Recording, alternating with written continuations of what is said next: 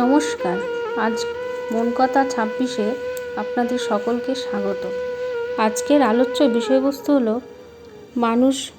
সৎ মানুষকে কেন হারিয়ে ফেলে।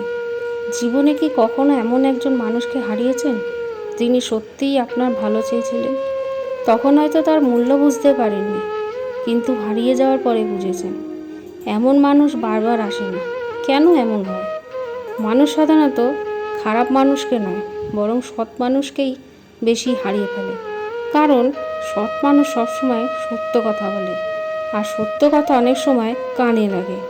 যে মানুষ প্রশংসা করে তাকে আমরা সহজে গ্রহণ করি, কিন্তু ভুল ধরিয়ে দেয়, আমাদের উন্নতি চায়, তাকে আমরা অনেক সময় শত্রু মনে করি। আরও একটি কারণ হলো অহংকার। অহংকার মানুষকে নিজের ভুল দেখতে দেয় না। তাই যে মানুষ ভালোবেসে সংশোধন করতে চায় আর তার কথা অপমান বলে মনে হয়। আরও বড় কারণ হলো অবহেলা।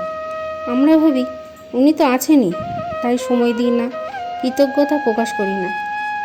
একটি গাছের ছায়ায় দাঁড়িয়ে থাকলে রোদের কষ্ট বোঝা যায় না, কিন্তু সেই গাছটি কেটে গেলে তীব্র রোদই বুঝিয়ে দেয় ছায়ার মূল্য কত ছিল।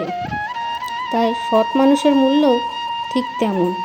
তাই জীবনে যদি এমন কেউ থাকেন যিনি আপনার মঙ্গল চান, তাকে অবহেলা করবেন না।